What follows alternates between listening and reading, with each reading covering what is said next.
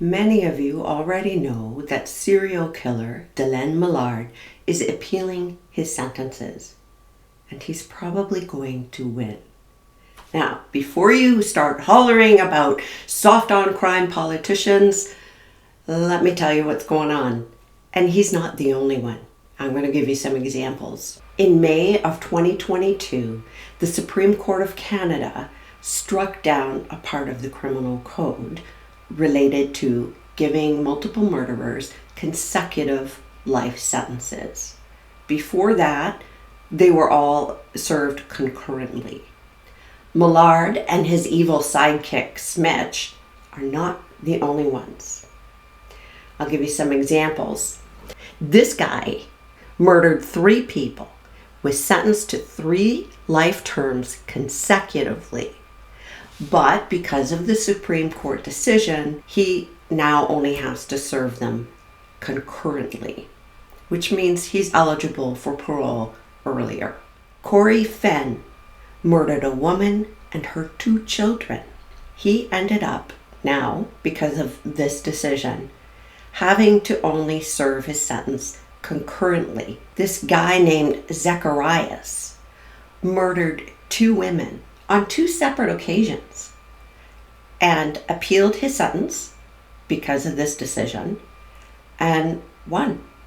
So his sentences will be served concurrently. Derek Soretsky murdered 3 people, including a 2-year-old little girl. He appealed his sentence and won.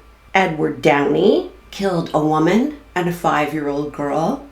He appealed his sentence and won. Joshua Frank and Jason Klaus killed Klaus's mother, father, and sister, and they won their appeals in respect to sentence. Any multiple murderer who had been sentenced pursuant to that section of the criminal code can now appeal their sentence, and they're going to win. Now let me see if I can put your mind at ease a little bit though. This sentencing provision has only been enforced since 2011.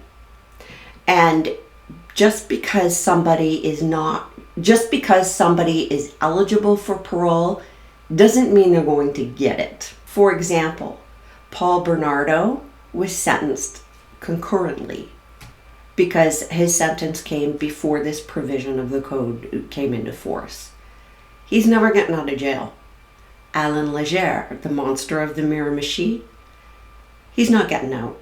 He was sentenced before the section of the criminal code came into force. So what I'm saying is, the system has been that way all along, where multiple murderers serve concurrent sentences.